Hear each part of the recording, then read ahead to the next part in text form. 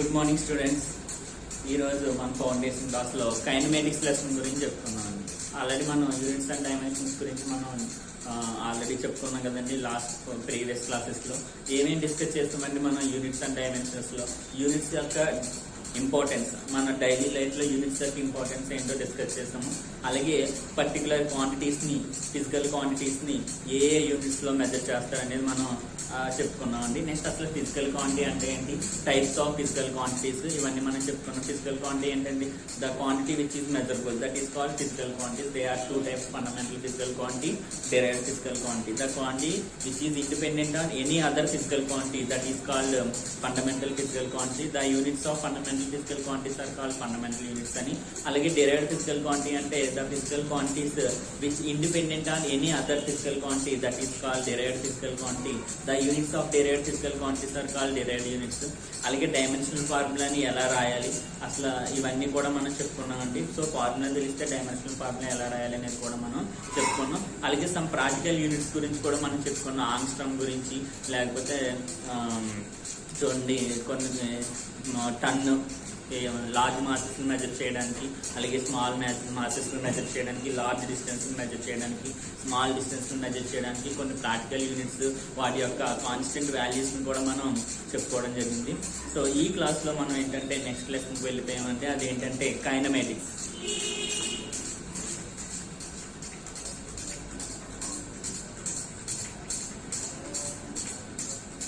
కైనమేటిక్స్ దేని గురించి చెప్తుందంటే మోషన్ ఆఫ్ ది ఆబ్జెక్ట్స్ గురించి చెప్తుందండి. సో ఈ కైనమేటిక్స్ దేనికి సంబంధించిందంటే మెకానిక్స్ కి సంబంధించింది.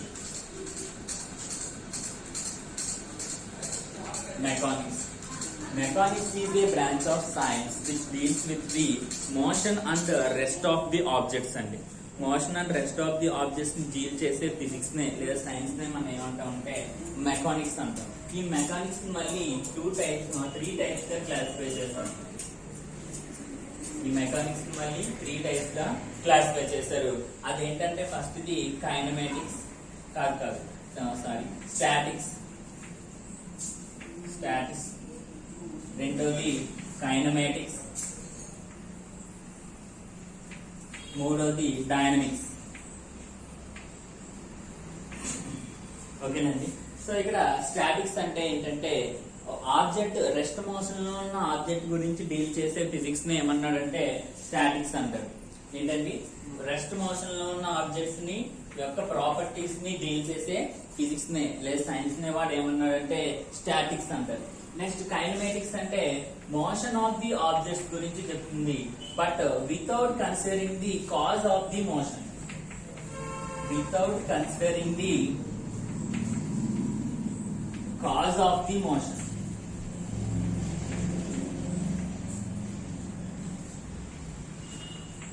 సో నెక్స్ట్ డైనమిక్స్ దేని గురించి చెప్తుందంటే మోషన్ ఆఫ్ ది ఆబ్జెక్ట్ గురించే చెప్తుంది, కానీ with considering the cause of the motion.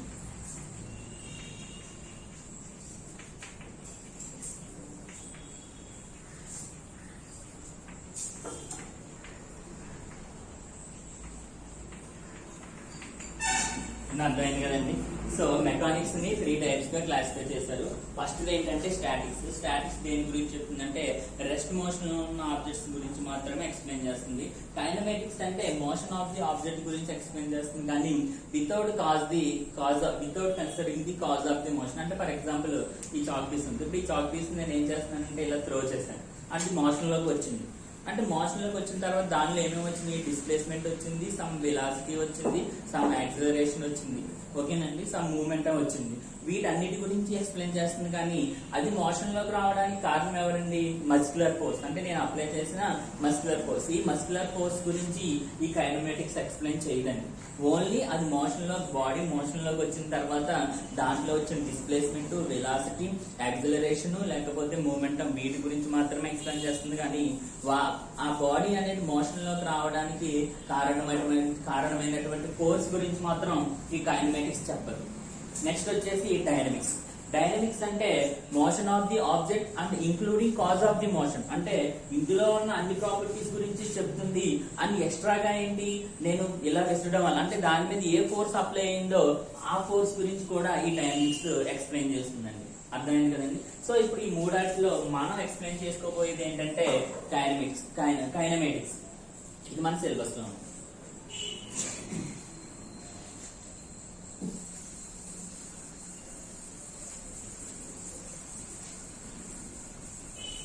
So కైనమేటిక్స్ లో ఫస్ట్ మనం తెలుసుకోవాల్సింది చూడండి, మోషన్ అంటే కైనమేటిక్స్ అంటే డెఫినేషన్ ఏం చెప్పొచ్చండి. Kinematics is a branch of physics which deals with the motion of the object. Kinematics is a branch of physics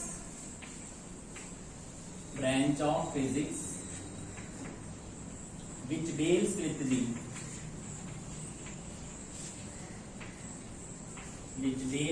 the motion of the object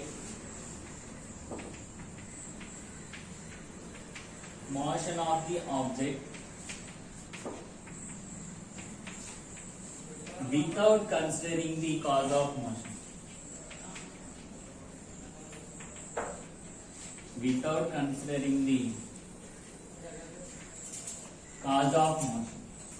This is the definition of kinematics. Next ఇప్పుడు ఈ chalk piece ఉందండి. ఈ chalk piece ని నేను just ఇలా throw చేస్తున్నాను. Throw చేసినప్పుడు అది ఏమైందంటే మోషన్ లో వచ్చింది. మోషన్ లోకి రాగానే దాంట్లో వచ్చిన ఫస్ట్ ప్రాపర్టీ ఏంటంటే displacement or distance or displacement గురించి మనం చెప్పుకున్నాం. ఫస్ట్ డిస్టెన్స్ గురించి చెప్పుకున్నాం. డిస్టెన్స్ ఫర్ ఎగ్జాంపుల్ ఏ అనే బస్ స్టాప్ ఉంది, బి అనే బస్ స్టాప్ ఉంది. ఏ అనే బస్ స్టాప్ నుంచి బి అనే బస్ స్టాప్ కి ఒక బస్ అనేది మూవ్ అయింది. సో ఎంత డిస్టెన్స్ మూవ్ అయిందంటే 4 కిలోమీటర్స్. సో ఇక్కడ 4 కిలోమీటర్స్ అనేది ఏమవుతుందంటే డిస్టెన్స్ అవుతుంది. ఏమవుతుందండి డిస్టెన్స్. నెక్స్ట్ వచ్చేసి డిస్ప్లేస్మెంట్. మరి డిస్టెన్స్ కి మనం డెఫినేషన్ ఏమి ఇవ్వచ్చు? డిస్టెన్స్ కి డెఫినేషన్ ఏమి ఇవ్వచ్చు అండి? The length of the path travelled by the object. ఏం డిస్టెన్స్ డెఫినేషన్ ఏమి ఇవ్వచ్చు అండి? ద లెంత్ ఆఫ్ ది, ఇక్కడ రాస్తాం, డిస్టెన్స్ అంటే the length of the path travelled by the body or object. Travelled by the object. ఓకేనండి. So distance అంటే ఏంటి? The length of the path travelled by the object. Next వచ్చేసి displacement. Displacement అంటే ఏంటో చూద్దాం. ఏ అనే bus stop నుంచి B అనే బస్ స్టాప్ కి బస్సు రీచ్ అయింది 4 కిలోమీటర్స్ డిస్టెన్స్ అని అనుకుందాం. నెక్స్ట్ మళ్ళీ ఇది ఏమవుతుందంటే బి నుంచి కొంచెం బ్యాక్ వచ్చింది, 1 కిలోమీటర్ బ్యాక్ వచ్చి ఆగింది. అంటే సి అనే పాయింట్ దగ్గర ఆగింది అదే రోడ్ లో. ఇవన్నీ అర్థమైందా లేదండి? అంటే మీకు అర్థం అవడం కోసం సెకండ్ లైన్ డ్రా చేశాను. మామూలుగా అయితే ఇలా డ్రా చేస్తాను. ఓకేనా? సో ఇప్పుడు చూడండి, ఇక్కడ నుంచి 4 కిలోమీటర్స్, ఇది మళ్ళీ 1 కిలోమీటర్ ఏమైంది బ్యాక్ వచ్చింది. సో ఇప్పుడు ఈ డిస్టెన్స్ ఎంత అవుతుంది అంటే 4 - 1 3 కిలోమీటర్స్ అవుతుంది. అర్థమైందా లేదా? సో ఇప్పుడు నాకు డిస్టెన్స్ అంటే ఎంత అవుతుంది అంటే the length of the path travelled by the body. అంటే డిస్టెన్స్ ఈజ్ ఈక్వల్స్ టు ఏమవుతుంది చెప్పండి? ఈ కేసులో డిస్టెన్స్ ఈజ్ ఈక్వల్స్ టు ఏ నుంచి బికి వెళ్ళింది కాబట్టి 4 ప్లస్ నెక్స్ట్ బి నుంచి మళ్ళీ సికి వచ్చింది ఎన్ని కిలోమీటర్లు 1. అంటే మొత్తం ఎన్ని కిలోమీటర్లు అండి? 5 కిలోమీటర్లు. అంటే డిస్టెన్స్ ఈజ్ ఈక్వల్స్ టు ఎంత అంటే 5 కిలోమీటర్స్. మరి డిస్ప్లేస్మెంట్ ఈజ్ ఈక్వల్స్ టు ఏమవుతుంది చూడండి. డిస్ప్లేస్మెంట్ డెఫినేషన్ ఏంటంటే the line joining from initial point to final point is called displacement. ఇక్కడ ఇనిషియల్ పాయింట్ ఏంటండి? ఏ. ఫైనల్ పాయింట్ ఏంటండి? సి. ఈ రెండింటికి లైన్ జాయిన్ చేస్తాను. ఈ లైన్ ని ఏమంటాం మనం? డిస్ప్లేస్మెంట్ అంటాం. ఇక్కడ డిస్ప్లేస్మెంట్ ఎంత అంటే 3 కిలోమీటర్స్. ఇంకా అర్థమైందా లేదండి? డిస్టెన్స్ కి డిస్ప్లేస్మెంట్ కి డిఫరెన్స్.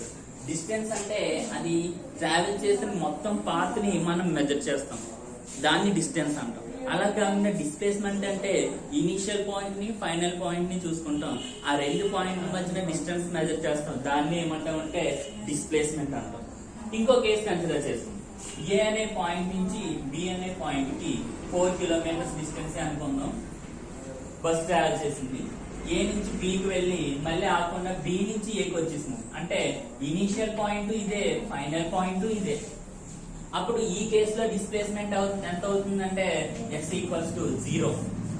ఎందుకంటే the distance between initial point and final point is 0. First A నుంచి బికి వెళ్ళి మళ్ళీ బి నుంచి ఏకి వచ్చేసింది. అంటే ఇనీషియల్ గా ఎక్కడ స్టార్ట్ అయిందో మళ్ళీ ఫైనల్ గా అక్కడే ఎండ్ అయింది. కాబట్టి ఎస్ ఈక్వల్స్ టు ఎంత అంటే 0. కాకుండా డిస్ప్లేస్మెంట్ అంటే 0 వచ్చింది. మరి డిస్టెన్స్ ఏ నుంచి బి 4, మళ్ళీ బి నుంచి ఏ 4, 4 + 4 అంటే ఎంత అండి 8 కిలోమీటర్స్. Distance 8 kilometres, displacement 0. దీన్ని బట్టి ఏం చెప్పొచ్చు అంటే డిస్ప్లేస్మెంట్ 0 అయ్యే కేసెస్ ఉన్నాయి కానీ డిస్టెన్స్ 0 అయ్యే కేసెస్ లేవు. నెక్స్ట్ డిస్ప్లేస్మెంట్ నెగిటివ్ అయ్యే కేసెస్ ఉన్నాయి కానీ డిస్టెన్స్ నెగిటివ్ అయ్యే కేసెస్ లేవు. సో ఇప్పుడు వరకు ఇక్కడ డిస్ప్లేస్మెంట్ ఇది పాజిటివ్ వచ్చింది 3 కిలోమీటర్స్, ఇక్కడ డిస్ప్లేస్మెంట్ 0 వచ్చింది. అంటే ఇప్పుడు నెగిటివ్ వచ్చే కేసు ఏమైనా ఉందో చూద్దాం. మళ్ళీ సేమ్ ఏ నుంచి బికి 4 కిలోమీటర్స్. సో ఇప్పుడు ఏ నుంచి బికి వెళ్ళి మళ్ళీ బి నుంచి ఏని దాటుకుని ఇంచుమించు 5 కిలోమీటర్స్ బ్యాక్ వచ్చేసి సి అనే పాయింట్ దగ్గర ఆగింది. ఇప్పుడు ఇక్కడ డిస్ప్లేస్మెంట్ ఎంత అవుతుంది చూడండి. ఇక్కడ ఏ నుంచి బికి 4 కాబట్టి ఈ పాయింట్ వరకు 4 అవుతుంది. నెక్స్ట్ ఇది టోటల్ ఎంత అండి 5 లోంచి 4 తీస్తే 1. అంటే ఇది ఎంత అవుతుందంటే 1 కిలోమీటర్. ఇక్కడ 5 అనేది ఏమవుతుందంటే ఈ టోటల్ ఎంత అవుతుంది మీకు అర్థం అవడం కోసం ఇంకా దగ్గర రాసేస్తాను. సో థర్డ్ కేసు ఇక్కడ రాసేస్తాం. ఏ నుంచి 4 కిలోమీటర్స్ బి. సో బికి వెళ్ళి మళ్ళీ ఏమైందంటే సి వరకు వచ్చి ఆగింది. ఇప్పుడు ఈ టోటల్ డిస్టెన్స్ ఎంత అంటే 5 కిలోమీటర్స్ ట్రావెల్ చేసి. అర్థమైందండి. అంటే ఇది ఇక్కడ నుంచి ఇక్కడ వరకు ఎంత ట్రావెల్ చేసినట్టు 4. టోటల్ ఎంత 5. అప్పుడు ఇది ఎంత అవుతుంది అంటే 1 కిలోమీటర్ అవుతుందండి 5 - అర్థమైందండి. ఇప్పుడు మనకి డిస్టెన్స్ అంటే ఏ రాస్తాం, టోటల్ డిస్ప్లేస్మెంట్ 4 + 5 అంటే 9. మరి డిస్ప్లేస్మెంట్ ఎంత అంటే ఇనీషియల్ పాయింట్ నుంచి final point distance. Initial point ఇక్కడ ఉంది అంటే ఇదే కదండి. ఇక్కడ నుంచి ఇక్కడ డిస్టెన్స్ ఎంత అంటే 1. కాకపోతే ఇది ఏ డైరెక్షన్ లో ఉంది చూడండి, ఆపోజిట్ డైరెక్షన్ లో ఉంది. అంటే ఇలా లెఫ్ట్ సైడ్ వచ్చింది కాబట్టి అది ఏమవుతుందంటే -1 కిలోమీటర్స్ అవుతుంది. అంటే ఇక్కడ డిస్ప్లేస్మెంట్ ఏమవుతుందంటే -1. ఎందుకంటే ఇనీషియల్ పాయింట్ నుంచి రైట్ సైడ్ ఉంటే పాజిటివ్ తీసుకుంటాం, ఇక్కడ ఎక్స్ ఏమైంది లెఫ్ట్ సైడ్కి వెళ్ళిపోయింది. అర్థమైందా లేదండి. సో అంటే డిస్ప్లేస్మెంట్ ఏదో పాజిటివ్ అవ్వచ్చు, లేదా 0 అవ్వచ్చు, లేదా నెగిటివ్ అవ్వచ్చు. బట్ డిస్టెన్స్ అనేది ఆల్వేస్ పాజిటివ్ అవుతుంది. ఓకేనండి. So this is the difference between distance and displacement. Next వచ్చేసి ఇక్కడ మనం displacement is a vector quantity అండి. ఎందుకంటే చూడండి మనం దీనికి డైరెక్షన్ ఇండికేట్ చేస్తున్నాం. లెఫ్ట్ సైడ్ వస్తే నెగిటివ్ తీసుకుంటాం, రైట్ సైడ్కి వెళ్తే పాజిటివ్ తీసుకుంటాం. డిస్టెన్స్ అనేది మనం చూడండి ఆల్వేస్ పాజిటివ్ తీసుకుంటున్నాం కాబట్టి distance is a scalar quantity, displacement is a vector quantity. ఓకేనండి, అర్థమైందా. నెక్స్ట్ ఇప్పుడు ఈ డిస్ప్లేస్మెంట్ మీద ఒక ప్రాబ్లం చేద్దాం.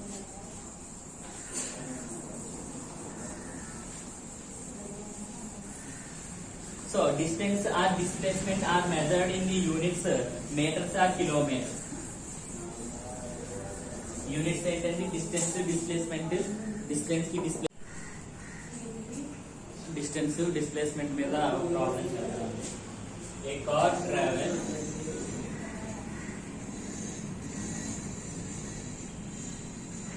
5 kilometers towards north and then 3 kilometers towards east and then